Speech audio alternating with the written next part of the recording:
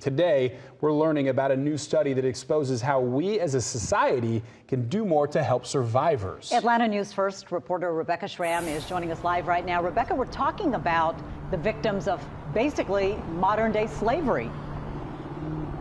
Yeah, you know, Gravir and Rob, they're being trafficked for labor sometimes, but mostly for sex. Well, for the first time, there is a national study tailored just for them. I was in foster care, which kind of increased the vulnerabilities that I had. Keisha Head was 16 and had run away when she met her trafficker, taking her down a path of abuse that lasted for 10 years.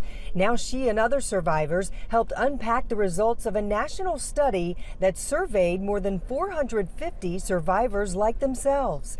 Catherine Chen is the CEO of Polaris, which operates the U.S. National Human Trafficking Hotline, and spearheaded the study. One of the biggest findings that we really saw is that survivors are living on the economic margins. The study revealed that survivors of human trafficking often make less than $25,000 a year. Many have criminal records related to being trafficked that make it difficult to get jobs or housing.